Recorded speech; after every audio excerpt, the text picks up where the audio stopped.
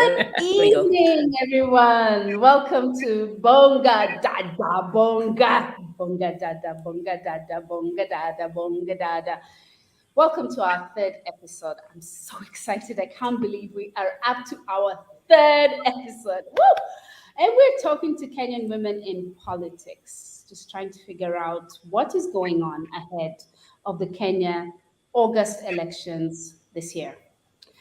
We've had three fabulous shows with really some amazing guests telling us what women who throw their hat in the ring to do politics go through. In the studio today, we have some wonderful ladies who have so many accomplishments. And I'm just curious, like, after you've done so much in life, like, why would you step out and say, hey, I now want to ingear the ring of politics? Like, how do you get there? And I'm curious to hear from them. Tell us, all those details. But before I go there, I am pleased to introduce my co-host, Susan. Susan Moriungi. Welcome to the show. Thank you for co-hosting with me today. I think we're going to have a great discussion, don't you?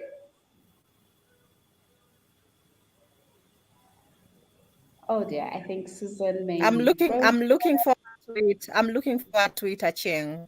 Okay. Okay. Do you want to talk a little bit about yourself, Susan, or do you want me to introduce you? I think you should talk about yourself a little bit. Tell us. It's very You have so difficult many talking about. accomplishments. Yes. No, thanks, Acheng. It's good to be on the show. It's difficult to talk about myself, but just to be very brief, I'm working in the NGO sector in Kenya with an organization called Protection International Africa that works with human rights defenders. And we particularly look out for women human rights defenders. What we do with them is we help build their capacities to manage their security as human rights defenders, recognizing that human rights defenders, and particularly women human rights defenders, are exposed to lots of risks and threats.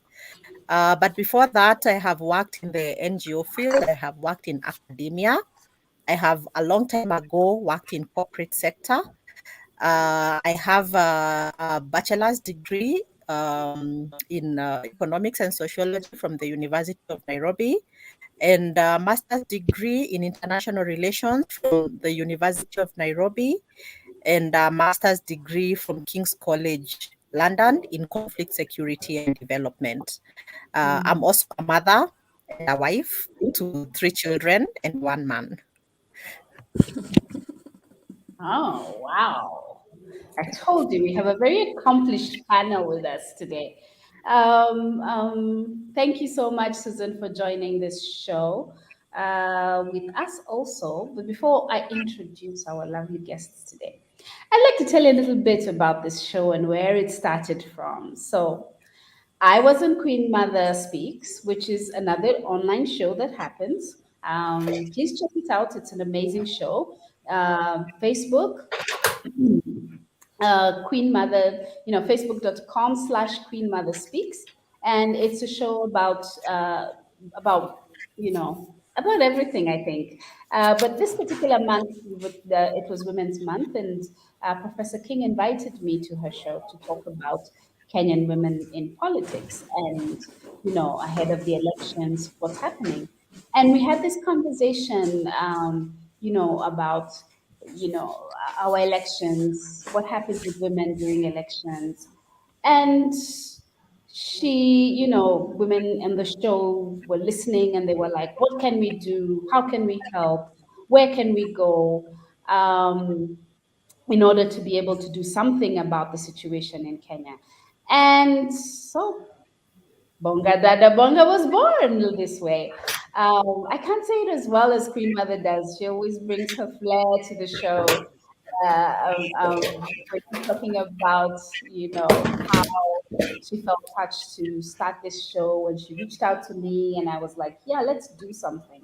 Let's actually make a space, you know, by women, for women, about women, where we can talk about our Kenyan women in politics in a run-up to the August election. What are women doing? What are their hopes and aspirations for Kenya? What are the challenges they are facing? Why should you vote Adada? Why? Why? Because people keep saying, oh, you know, uh, we're wasting money with having, you know, special seats for women. They should just compete normally. But why is it important to have women in leadership and in representational politics? And that's what we're here to speak about today. And on my panel, I have EDNA ARATI. EDNA ARATI is a lawyer, an advocate of the High Court of Kenya, and a managing partner of Arati and a managing partner, yes, of Arati and Company Advocates. She's an international human rights and gender expert. She knows her stuff, and she's a certified mediator and a member of the National Committee on Criminal Justice Reforms. She's also on the ICC Council list. Wakili, you are there? Not just at Kenya level, but Ukomaju, you're also representing. Um, and she is also, she's brought her many accomplishments in a bid to serve Kenya in a political capacity as MC of Kilimani. And we shall be hearing more from Edna, but I'd just like her to come and say hello to everybody. Say hello to our viewers. Hello, viewers. Thanks for joining us. Good evening. Good evening. Also on our show tonight, we have Caroline LUKALO. Caroline is a creative manager and an operations specialist with comprehensive knowledge in business techniques, methods, principles, as well as outstanding expertise in diverse business functions, including marketing and business, development, Pan-African talent management, market research, and optimization of day-to-day activities. So she also threw in her hat. And I want to know why, Caroline. Why would an expert marketer and creatives, why? Why would you take it? Why is it necessary to take your agenda to the corridors of power? Maybe, but for now, you know, say hi. Tell us about you, Caroline.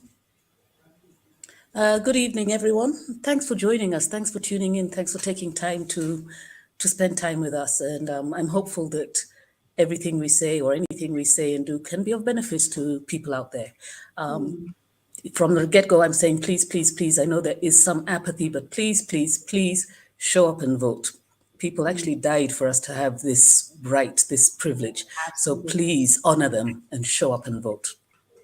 So, Carol, that question remains: why? You're in creatives, Mama. You're doing those, getting people to looking for talent. Why was it necessary to throw in your hat and say, I must serve my country? What dreams did you have for this country of ours, Kenya?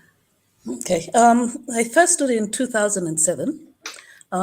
Motivated because in 2006, when Kibaki was president, and there are very many good things he did, we were in the office, and I was with some colleagues. We worked in dairy development, and we watched the demolitions of kiosks and the total lack of humanity with which the demolitions and evictions occurred literally broke us. Because we said, you know, from those kiosks, from those micro businesses, we got our lawyers, we got our teachers, we got our doctors, we got our engineers. So these were not people who were not interested in working for the country or raising children. And the total lack of humanity with which their businesses and their livelihoods was destroyed was heartbreaking, absolutely heartbreaking. And as we stood from our offices looking down, there was about 7 of us, and every one of us had a different way that it could have been done. And so we talked about it and we said, so is it really that hard? You know, why is it that people cannot have empathy for, why as Kenyans do we not have empathy for each other? There should have been another way. And my colleagues turned around to me and said, you should do something about it. So I said, no, you know, the government, they said, we don't want to hear about government. We're saying you, Caroline LUKALO, should do something about it. Right. The same year, we had a program where we brought American basketball players out to Kenya to work with student athletes and get them to appreciate that by virtue of being athletes and people come to watch them, they're leaders. So use your leadership position to positively impact community. In this case, it was around issues of HIV, AIDS, and nutrition. And so they held various camps, but we landed up in Kawangware, which is part of Dagoretti Nort, the constituency I seek to represent. And at the time, there's been some improvement, but at the time, you know, the filth, the open sewers, the stench, they noticed some kids didn't have shoes. They took some money and started buying shoes. And then kids from the entire area got word and came. So all the money they intended to spend on buying souvenirs for family and friends, they landed up buying shoes for kids, you know, Wow. and sweets and cookies, and started trying to understand. And, you know, I'm not very tall. You can imagine American basketball players, they actually surrounded me and were pointing, you know, at me. And they were like, Caroline, you need to do something about this. And I said the same thing. Oh, you know, the government. They said, no, no, no, we don't want to know about government. We want to know and see what you, Caroline, are going to do about it. So at that point, I thought, well, maybe it is going to take people like us, you know, professionals, EDNA's there as well, but people who actually have done other things, and you can bring to bear your knowledge, your experience, and everything else from there, and actually say, okay, fine, what can I do outside of me and, you know, unplanned good deeds, but is there a way that we can contribute in terms of policy, in terms of legislation, so that impact can be felt across a much larger community? Indeed. So that's how I'm here. Yeah, if not you, then who? Then who? Edna, was that the same for you? Was it also another if not you, then who situation? Or how did you get here? What gave you the courage to throw your hat in that ring and just say, come Exactly. on, I can't agree more to what Karen has just said. I remember what inspired me more when I was in university. Actually, we just come out of campus when we were doing this like odd jobs, waiting to go to the School of Law, and we got this 2002. There was election, and I remember at that time Charity Ngilu vying to be president, and we had gone to do the research. We are doing for like InfoTrack, I think one of the the research companies, and I asked to be sent to my rural area where I come from in Kisii. While I was there and I was doing this research, and I realized that, oh, we have never had a woman representative. Not really. We have only had since independence. We had only had one lady who was the MP from Kisii for the longest time. Actually, Yeah. we had another MCA aspirant from Kisii just at the last show, and she's like, I had to go and look at the MCA list, and I think there was one woman in Kisii County. Exactly. And when we were asking, we were doing the polls, and what I could get from men was like, because Charity Ngilu was actually the only female candidate then, and what I could get from men was so discouraging, because chauvinism was really spelling so on the face, saying, why should we vote for a woman? I mean, she belongs in the kitchen. And I remember people saying that, some of the people that were interviewing were saying like, we only need a hat, not headscarf. Like, you know, simple, like a headscarf cannot rule us. It was quite sad to hear that. And of course, it was sad, it was discouraging, but again, it inspired me, because when I looked at it critically, I was like, we need to grow out of this. And what inspires me, like the speech for Martin Luther King said, that he was the famous speech for Martin Luther King on emancipation. He was delivering the blacks from the emancipation. To me, I feel like this is our time. We need to, it's our time for emancipation of women to higher levels. Where Kenya is today, actually where we are placed in Africa, we are one of the top countries in Africa, and of course top in East Africa. We are perceived to be a developing, actually we are approaching the developed world. But then when you come to our leadership, we realize that we still are really behind in terms of, looking at, how leadership should be in terms of gender. When you look at the way FIDA, human rights organizations, Law Society of Kenya has been filing petitions after petitions, where even the CJ was gave an order to declare Parliament, to dissolve Parliament for refusing to uphold the rule of law when it comes to the two-thirds gender. But still, you can realize that even the president could not adhere to this. And here we are today, as we speak. Even recently, as you saw in the news, someone has gone to stop IBC from forcing political parties to adhere to the two-thirds gender rule. So you realize that we still have a long way to go. And yet, we as women can do much more than that. And that speaks a lot about our leadership in this country today. We leaders who are not politicians, but leaders for the people. Because when we elect someone up there, whether it's a man or a woman, it should be there for the interests of the people, not selfish interests. And again, it's not the gender, but an individual. But we realize that us as women, we have been spectators of leadership. We are spectating. And yet, we are the drivers of this economy. Imagine. We have able women. We have women who are educated. We have women who have the capacity, not educated, but they have the capacity to lead. But then they have not been given this chance. But here we are. We have very many women who have put their names on the ballot, just like me and Carol and the rest. But then you see, like, the struggle still continues. And Even very qualified women. I mean, I was reading your CVs and I was like, wow. There's also a perception that people have that about women politicians, but we have such professional, very eloquent women who are who are throwing their hats in and braving this political arena.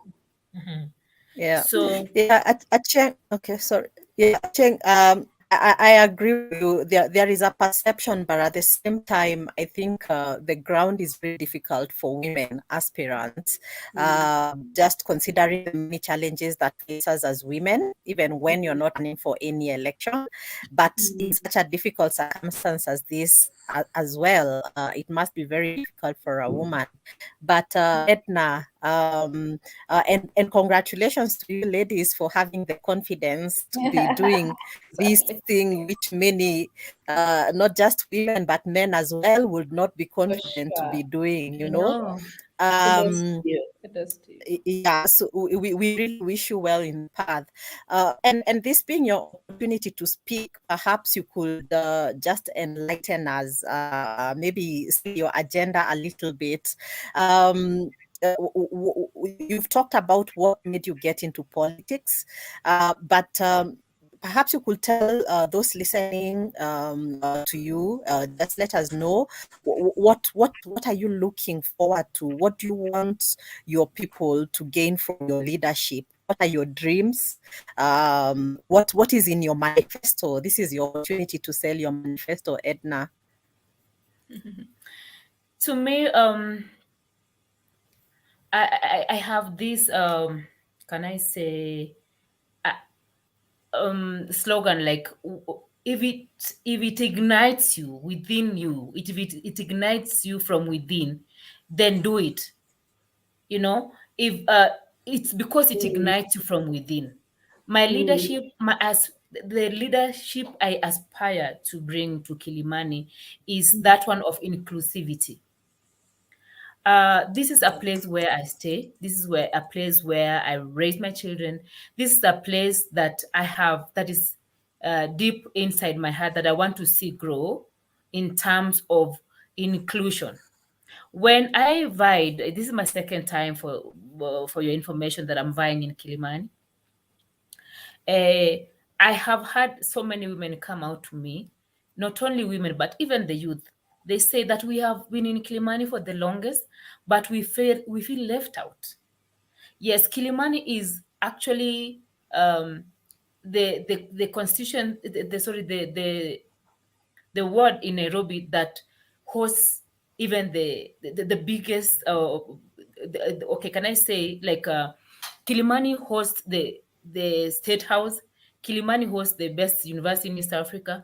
Kilimani hosts most of the, like, where this is where we have um you know the elitist staying, but so many things are going on in this ward that are core in this city. But then you realize that what is going on here does not even reflect what Kilimani ought to be. So there's lack of inclusion. We also have slums in Kilimani as well, where people in Kilimani live in Kilimani, they are living in abject poverty, and people do not know that. We have women and youth who are really suffering, and they're within Kilimani. And yet, this is where we can tap into rich resources that are surrounding us and can benefit all of us. You understand? Like we are hosting a host of international organizations in Kilimani, but then we are not making use of them to our advantage. That is true. We have leadership that is really lacking in inclusion. We have so many resources that can be used for the interest of the common good in Kilimani. This is where we have the biggest number of foreigners in this city. But the locals who are here are not utilizing that resource, which would benefit us as the people of Kilimani. Of course, when I get into leadership in this space, I want to have women, especially, and the youth, to benefit in the Women Enterprise Fund. Youth Enterprise Fund and women fund that is there, because most of the women, they're telling us we want to do business, we want to do ABC, but then we cannot access funds.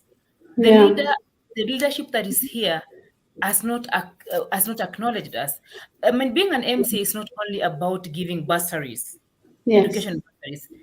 That is given. Even every constituency is given bursaries, but there's much more than that.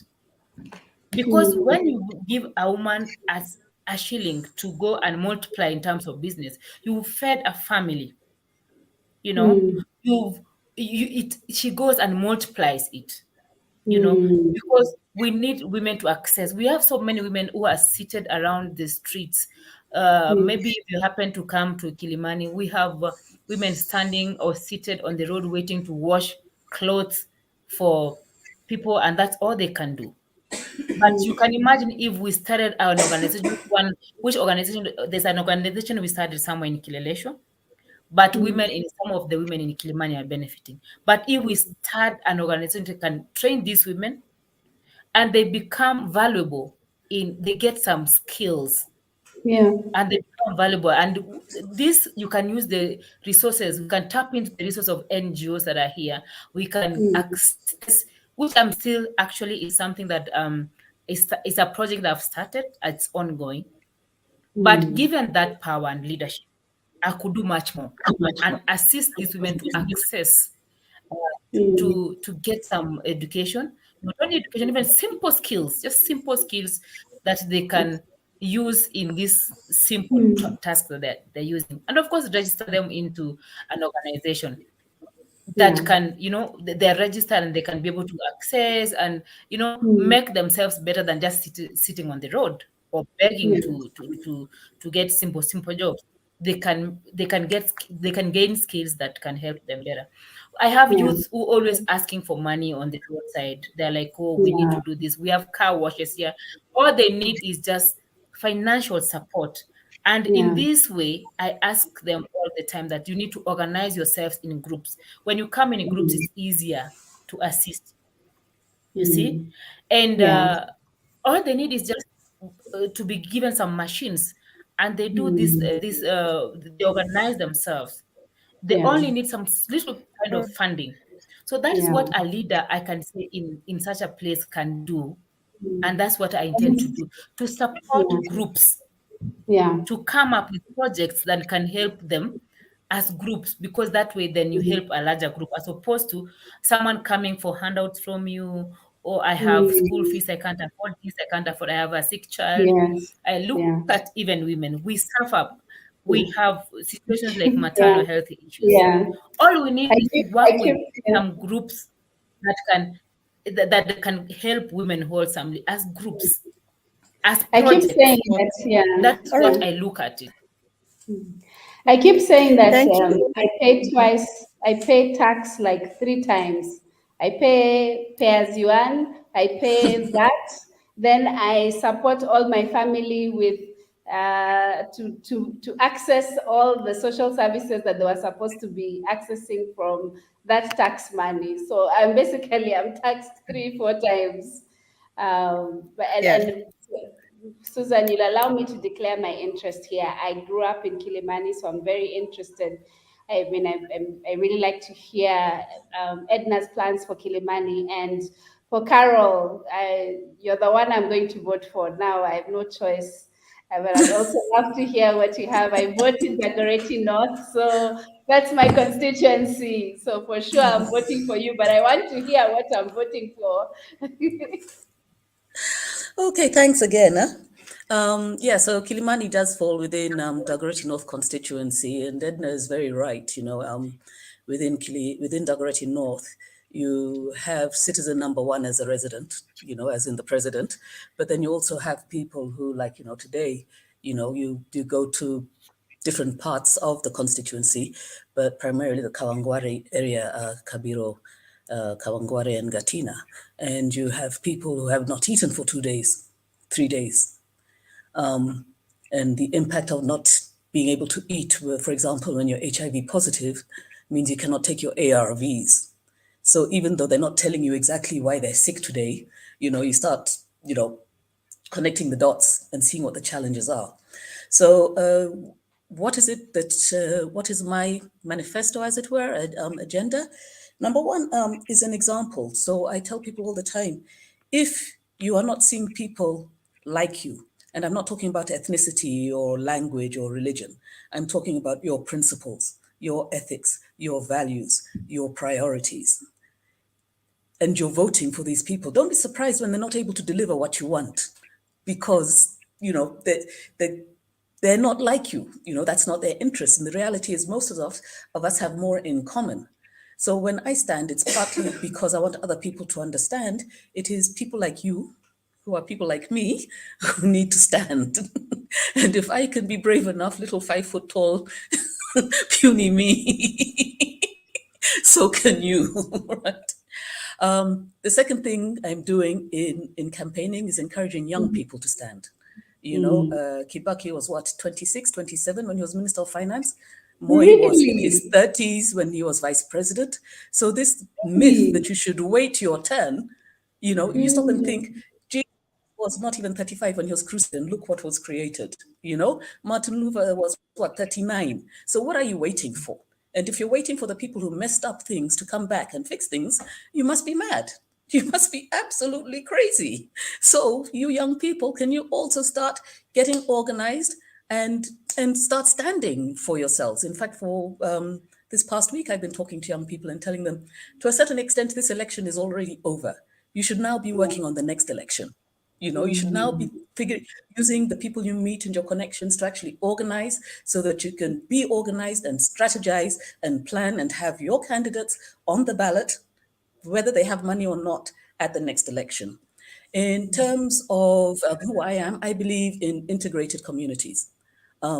Just because I don't have a lot of money is no justification for me not being able to have access healthcare.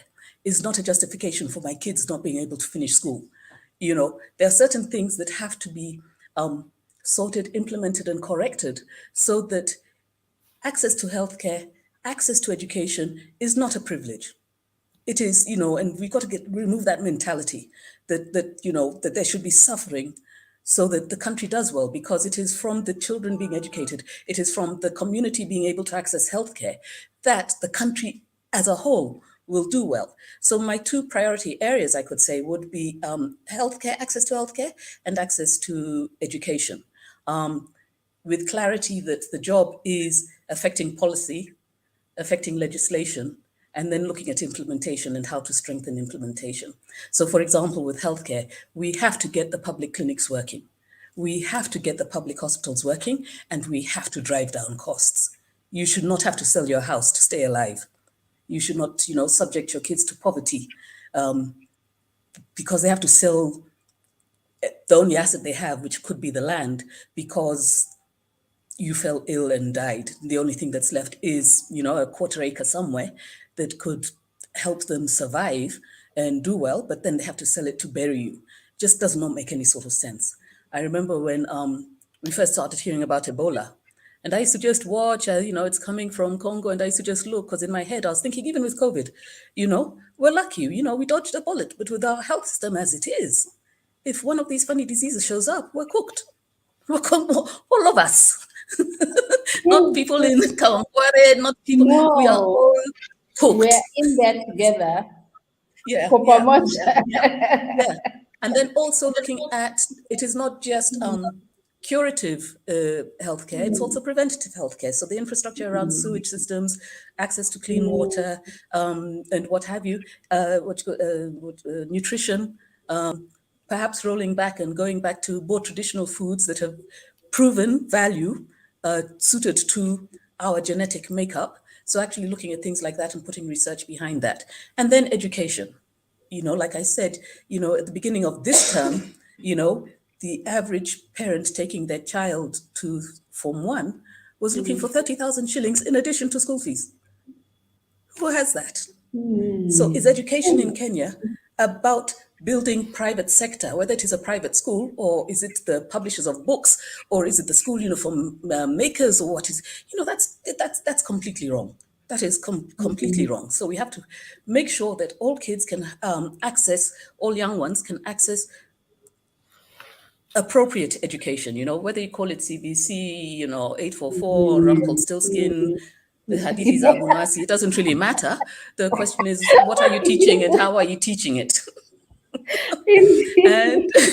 And along with that, late last year, I hosted a science day in Riruta, where the idea we're going to have more science days, but it's to demystify science. So to get young ones to understand that you don't have to be really, really brainy to do science, that if you're alive, you're doing science. Are you breathing?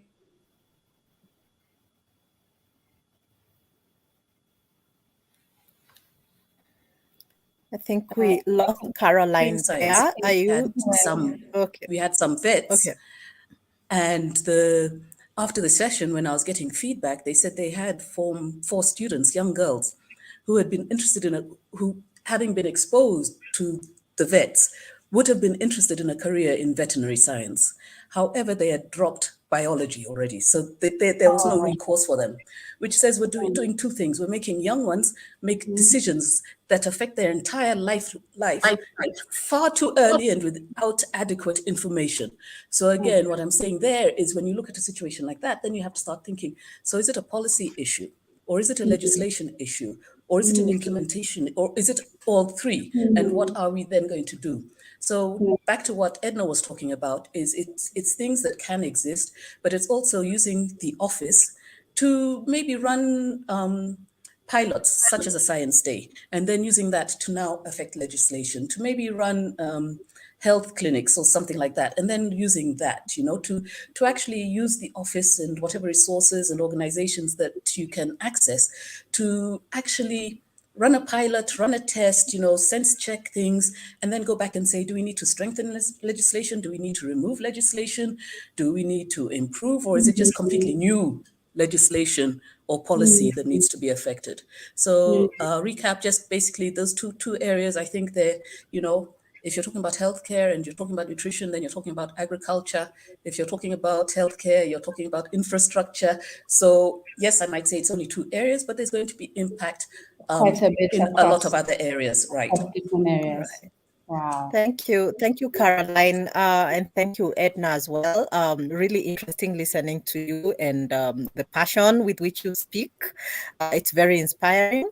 But of course, you must be, already going out and speaking to your potential voters, and you're getting certain responses, positive and negative, perhaps. That's normal in a campaign trail.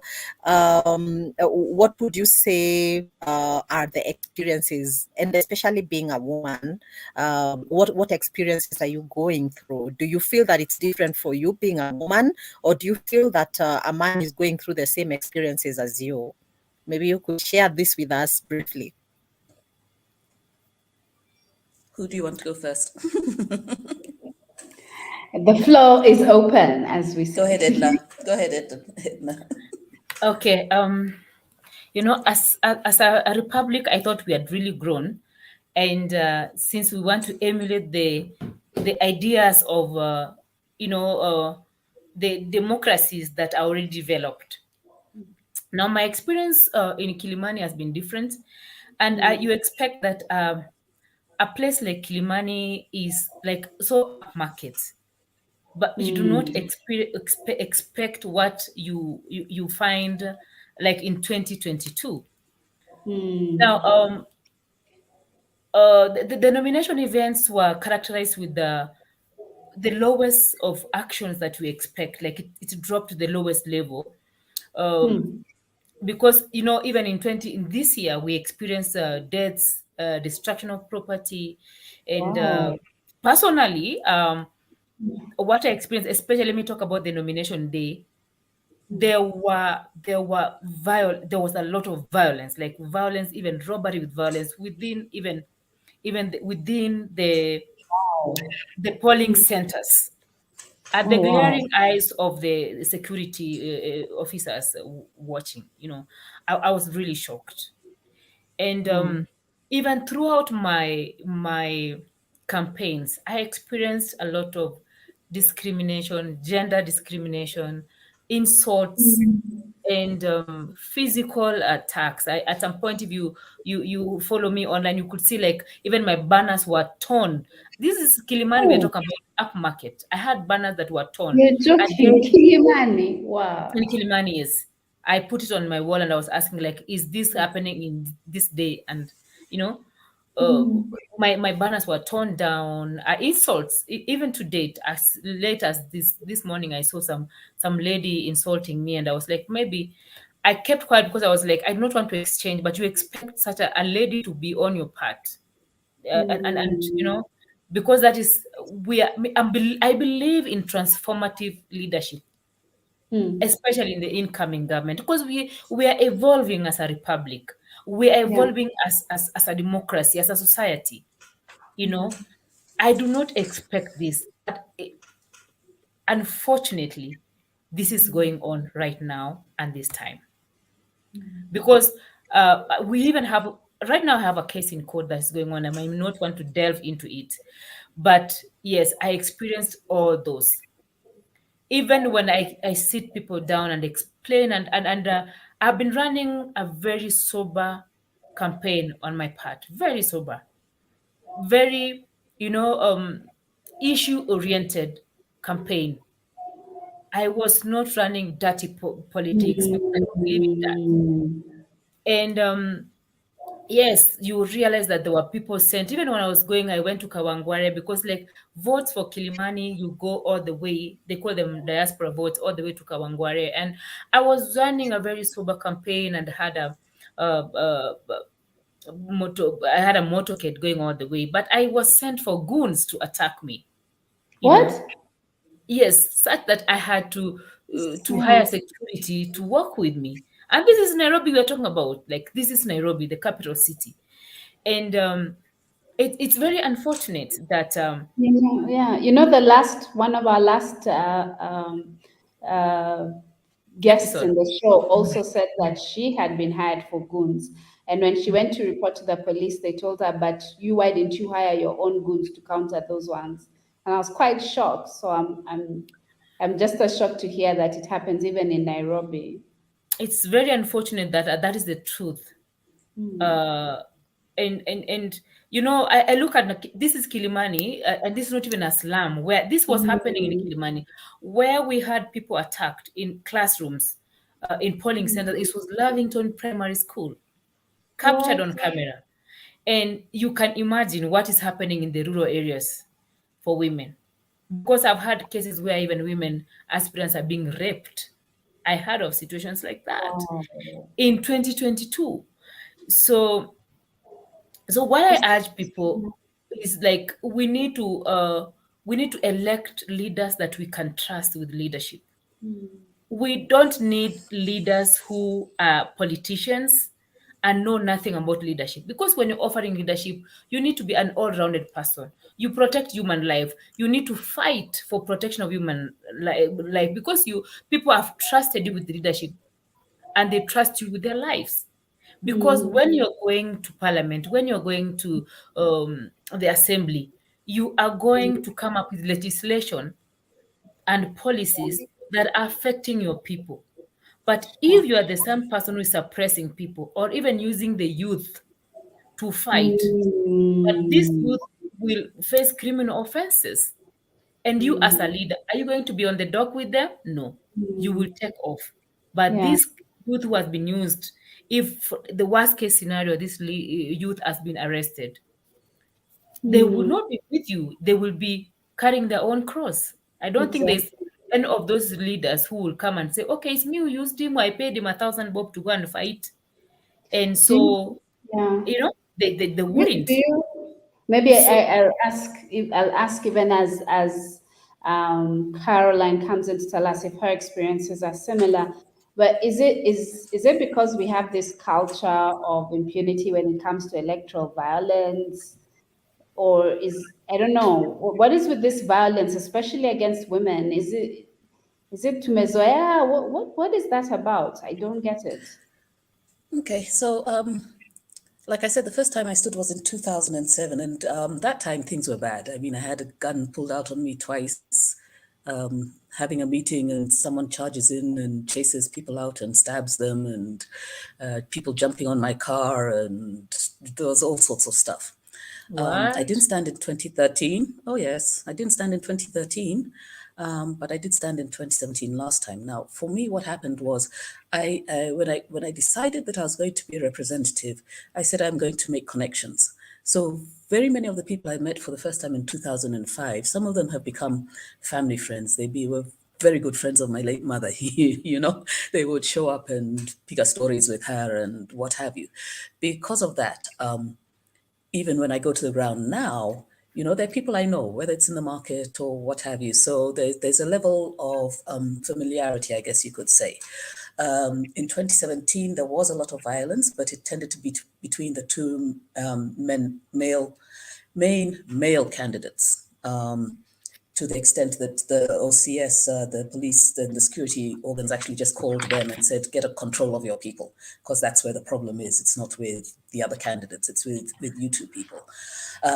So far, this year it has not been bad. But to answer your question about why does it seem to be so accepted, you know, let's be honest with ourselves.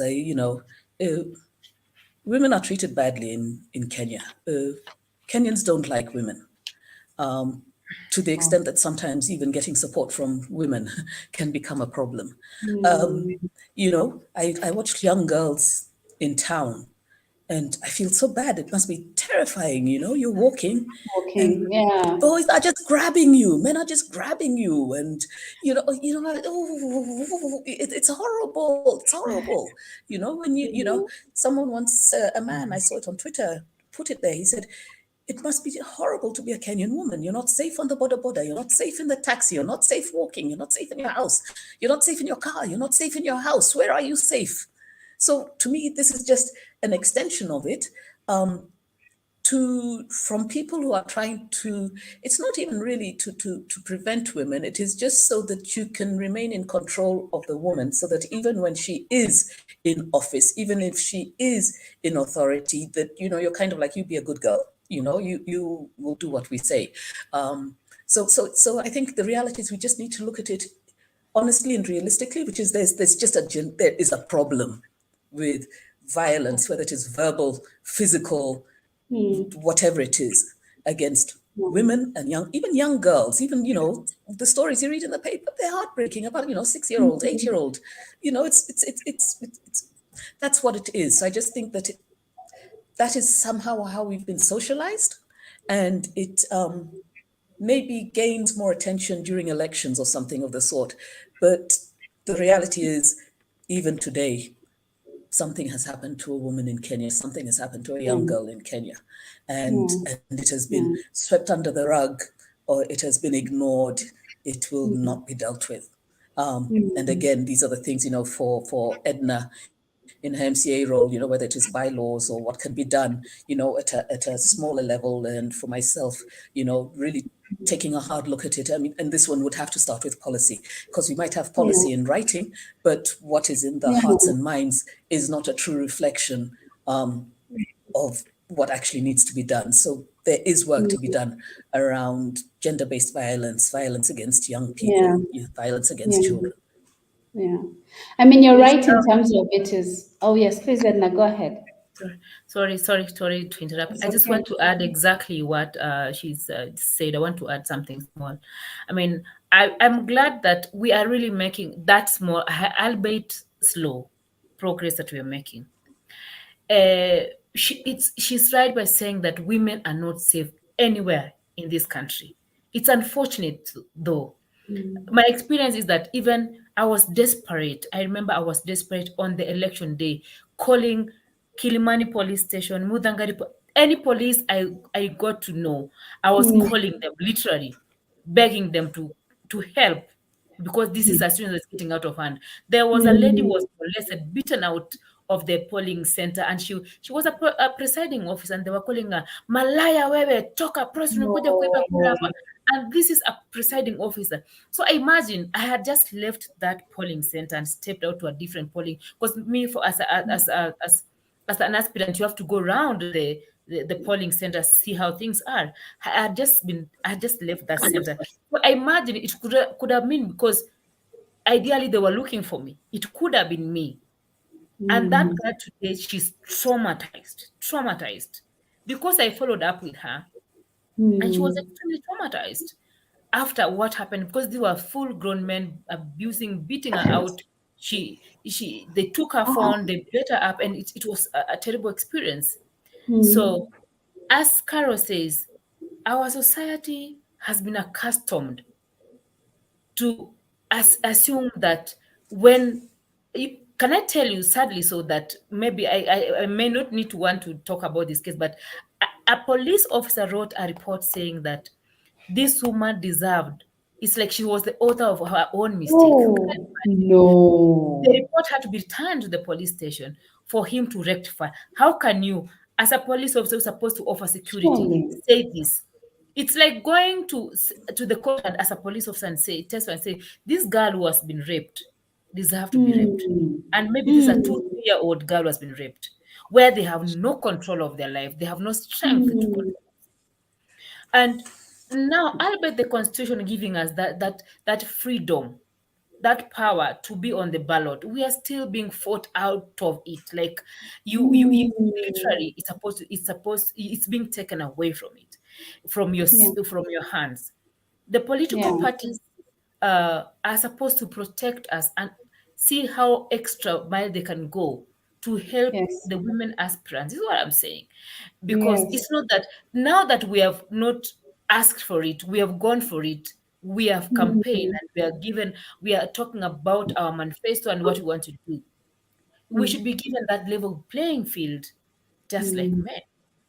And what I was asking in my situation is that I am not begging. I'm asking, I've come out to play out like everyone else, so that we do not have only nominated members, but also elected members, because when a woman or two is in that seat, then she can help in legislation that will come to protect this young girl, this young generation, this youth. Because we are not saying about, if a woman goes out there, she's not only going to fight for only girls, but for the next generation. the youth. Exactly. You You know, know, this, yeah, I mean, Caroline, you said something that I've been thinking but not wanting to admit, that Kenya just doesn't like women. Like, we're always hearing about, there's so much femicide going on, women being killed left, right, and center, no justice, and now even we can't even get onto the ballot. I think one of our last guests was so frustrated because she had, started off. When she decided she was going to go for the MCA post, she embraced the party. She walked through her constituency, collecting, supporters one by one. And when it came to primary negotiations, she was negotiated out. And she was so frustrated because she said, I single-handedly walked and got support for this party. I got the support that this party is experiencing in my constituencies because of me. And yet, as soon as primaries come up, they're giving it to somebody else, to another man in the constituency. And I'm just, at this, so I have that story from our last show on one hand. And then on the other hand, I'm seeing the parties paying a lawyer to go to court to now say, oh, this two-thirds law is draconian. And I'm like, how is it draconian? You have women who are vying. There are women who are putting in their their aspirations. They're putting themselves on the line. So why don't you have women candidates? I mean, it's not even such a big threshold. Two-thirds is not a big threshold. Why are we struggling so much with women in representative politics? Any thoughts? I think it's politics has kind of been billed or labeled or treated as an old boys club. So even if you're young, you still need the endorsement, the approval, the whatever of the old boys club. It's not for newcomers. Who are you? How dare you? Just So right now the attitude could just be, how dare you women? Who do you you woman? What do you think you're coming here to say? I think the other thing is that I think this the whole issue around women should campaign legitimately and what have you, it has merit. But as you're talking about the lady last year in the last week's program, even when they do win, even when they can win, they're compromised out of the position for them to actually go there and perform. But I think the other thing is I think there's no real understanding of the impact of women on politics. If you actually look, I mean, wherever they've seen an increase in women, quality of life in political leadership or in other leadership. So if it's in business, private sector, whatever it is, the operations of the business tend to run better, the integrity is better, all those things are better. In terms of political leadership, the quality of life in those countries or in those communities improves. So whether it is a Germany or a Botswana or a Namibia or a Ghana or a Uganda right here, Rwanda. And proof of it is the COVID epidemic. The countries that managed the epidemic the best were led by women, whether it is New Zealand or Germany or wherever it was, It's and to a certain extent, it could be because quality of life issues are quote unquote women issues, health, education, getting on with the neighbors, the whatever it is, so that those are priority areas for women. Whereas for men, it could be more about bluster and look at me, look at this thing I've built and what have you. Right. But the reality is, I think there's been no real demonstration or understanding or education around the positive, how drastically better things are in community where women are an integral part and a visible part and a welcome part of leadership. Yeah. Which is, I mean, and it shocks me sometimes because if mostly in East Africa, Kenya is considered to be like the best of the six countries in the region in terms of our level of development. I remember the other day I was flying from Nairobi to Kampala, where I'm based, and after all the fabulous highways in Nairobi, some Ugandans descend from the plane and they're like, we're back to our tuk-tuk. And I thought it was hilarious. And yet our tuk-tuk has the lowest number of women represented in politics or in political bodies. How is that even possible? Like, how are these two things happening side by side? I don't know. Edna, if you have any thoughts. You know, it is quite ironical when you think about it, right? Because we are the epitome of, development, so to say, speak in East Africa. But Yeah. look at, for instance, in Rwanda, they have like 50%, if not 60, of parliamentarians who are women. And look how progressive they have become. They're progressing so well, and they have that respect for gender, and things are going. And actually, that country, they are really progressing very. When you look at the things they do and how they are progressing, you admire it. We are only lucky to be where we are geographically and how we have grown as a democracy, because this is the country where you can stand out and speak out to the presidents, and speak out to leadership, and you have that freedom of speech, unlike Yeah. other countries.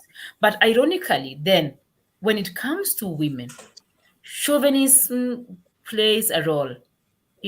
Discrimination is top notch, that women have to just, they really have to struggle to prove that they can make it, and you really have to go a double, like what a man does, you have to go triple mileage of proving that you can do even half what they can do.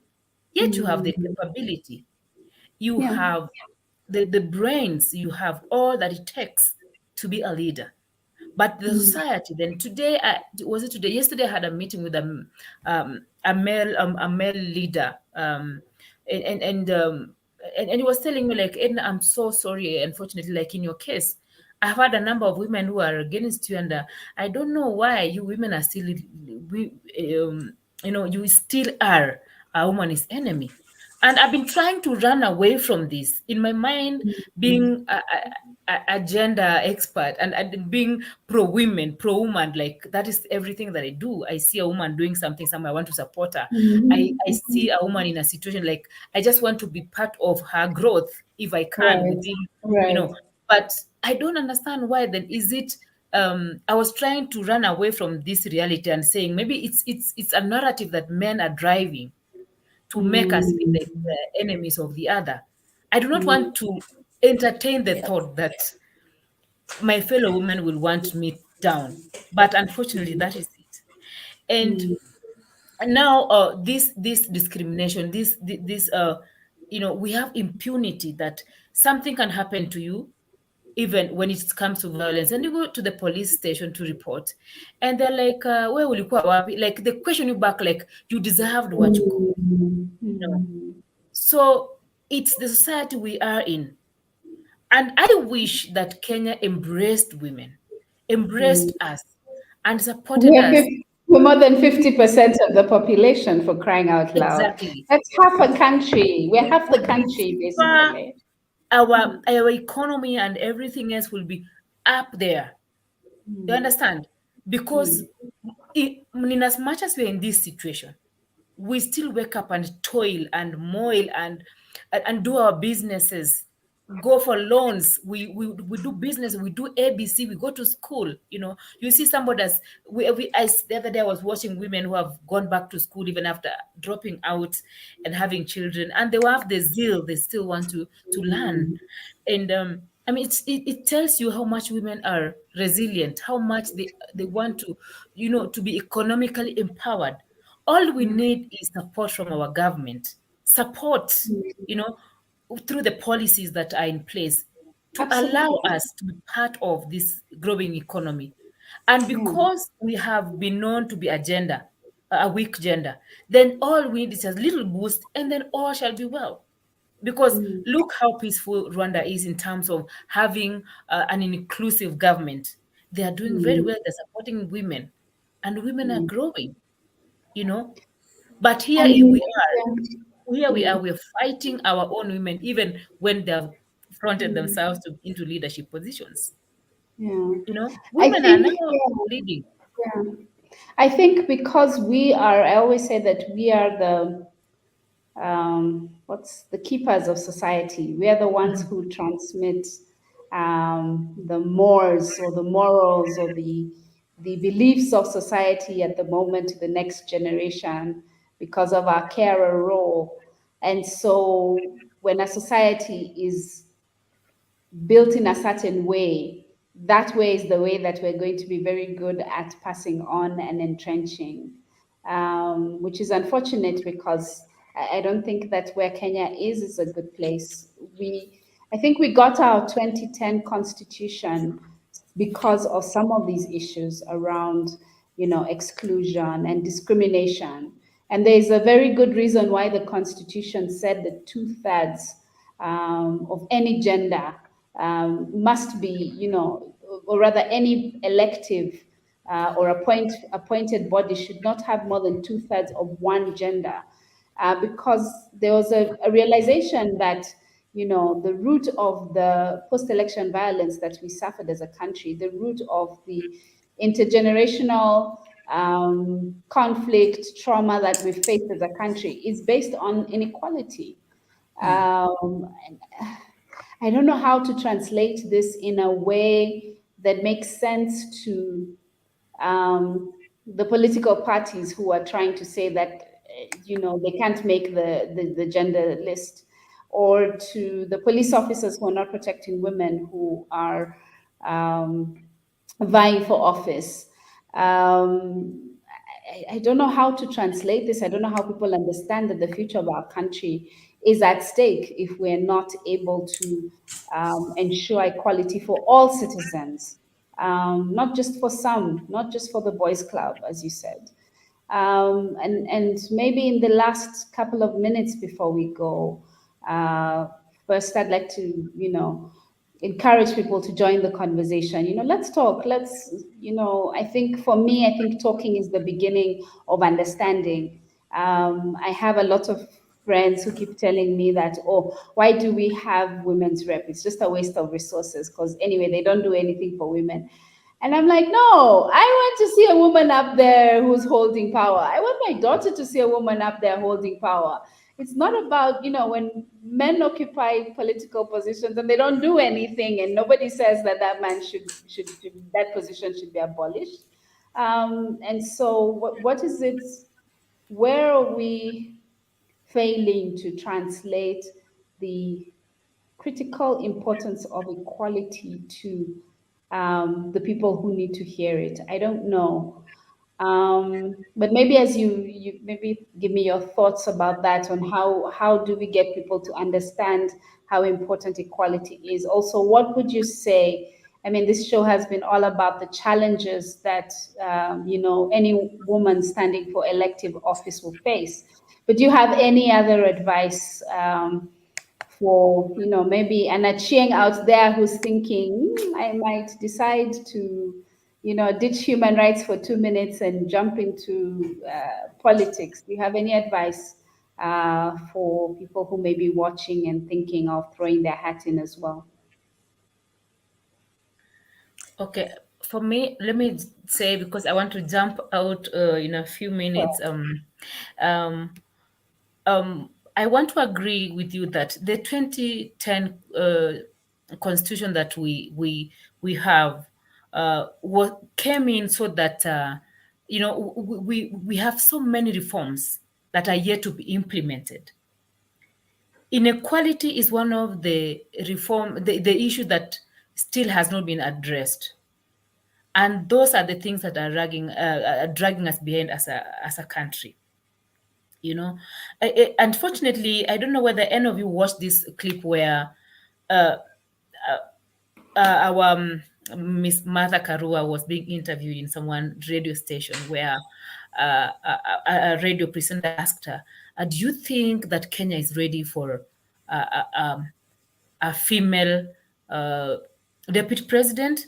And I looked at this, that it's very unfortunate that even in media, a media person can ask such a question, meaning that, okay, fine, much as he wanted some clarification, it's demeaning. And I liked her answer when she asked whether where did Kenyans meet and agree that they should Yeah. have non-performing or bad leadership because it has to be a man? You understand?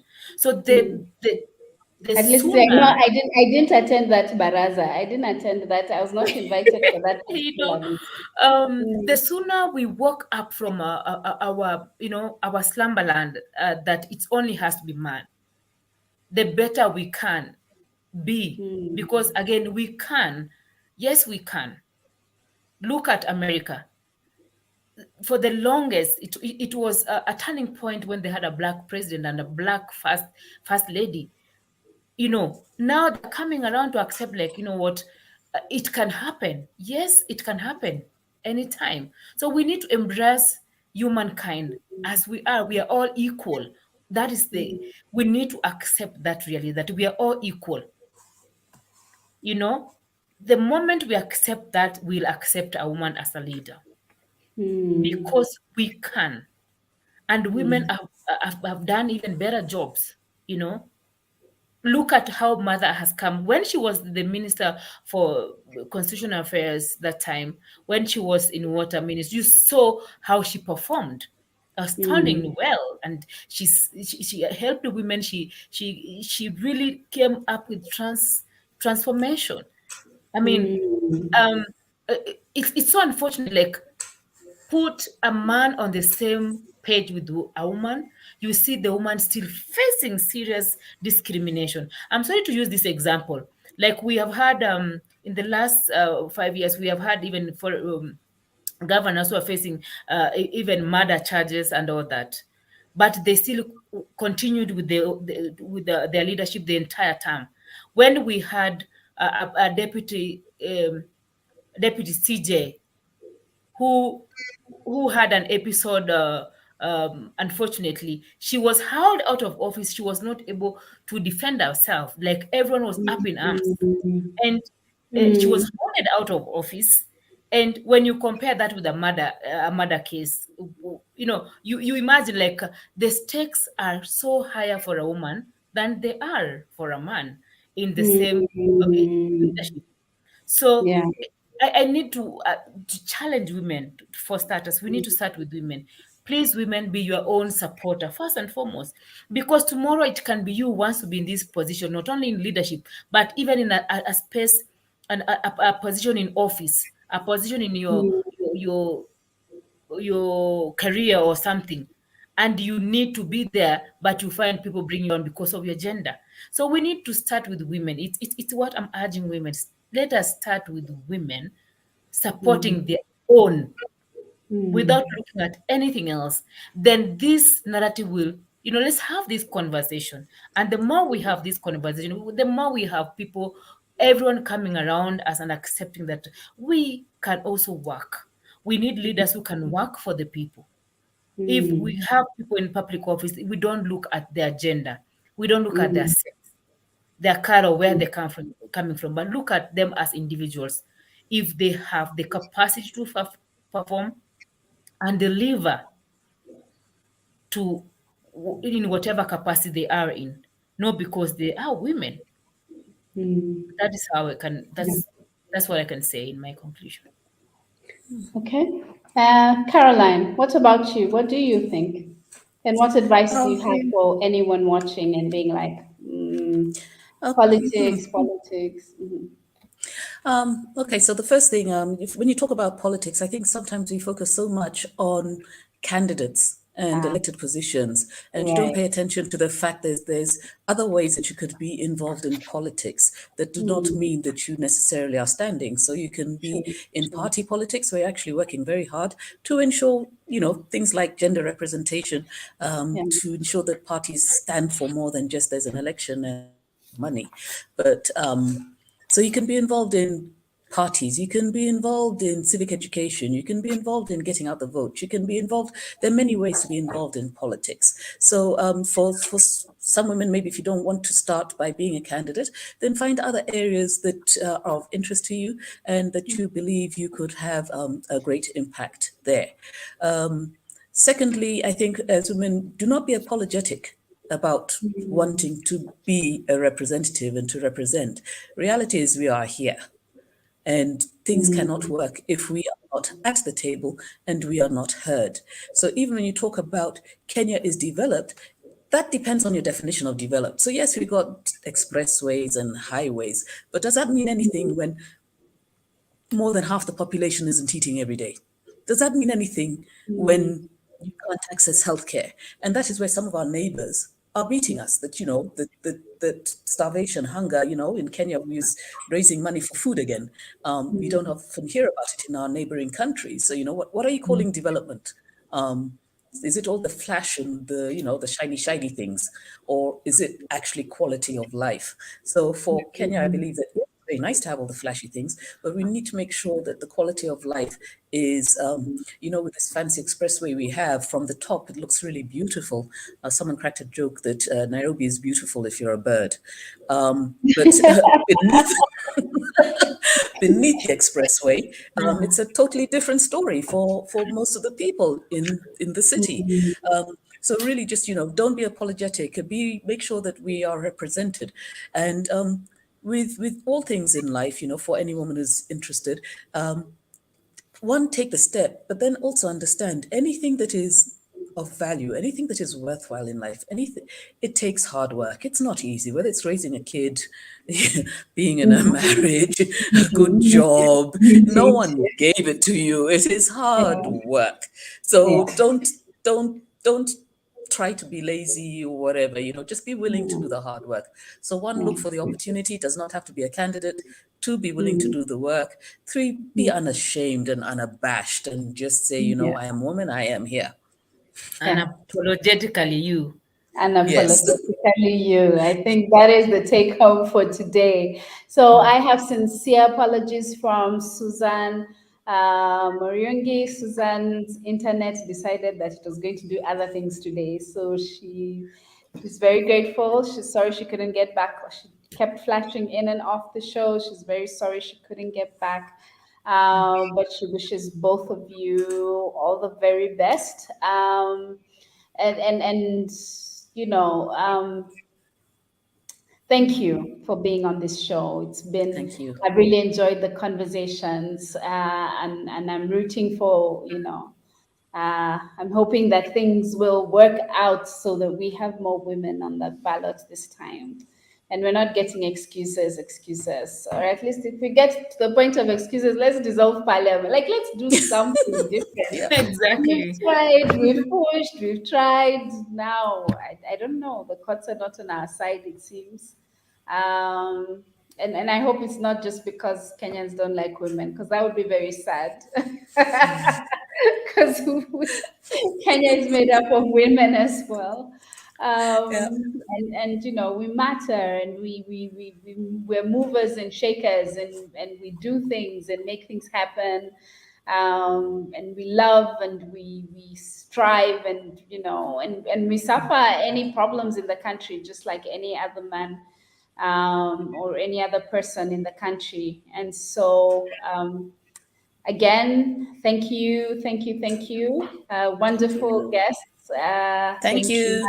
We shall keep in touch. Please, we shall invite you perhaps maybe to another show. Maybe you come in as co-hosts.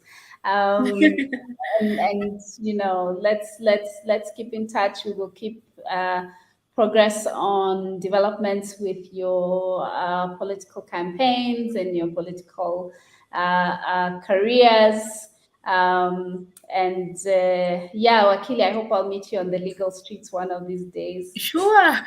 You're welcome. My office is in Kilimani, actually. My office is within my ward. So everything on mine is just I will pass through, and Madam LUKALO, you are the one I'm voting for. So again, I wish you all the best. All the best. One vote, 2 votes. I've got 2 votes. Mine Yours and mine. Thank you so much, Karen, for having us. And please, let's remind Kenyans that first and foremost, we women, we are carriers of life. We are the ones who bring forth life And that is very, very integral. That's very important. So we should not forget to support each other. And of course, I encourage women not to shy away. Step out and step up and do something. Do not shy and say this is meant for men. Step out, because we are in a country that believes in the rule of law, and the law will protect us in the end. So believe in yourself, and also let us have our fellow women, not only women, but men, also believing in us, because we can do it. And this is the time. This is the time. Indeed, indeed. Sure. All right, then. We are Thank you just so much. All right, then. Thank you so much. Have a Thank you. lovely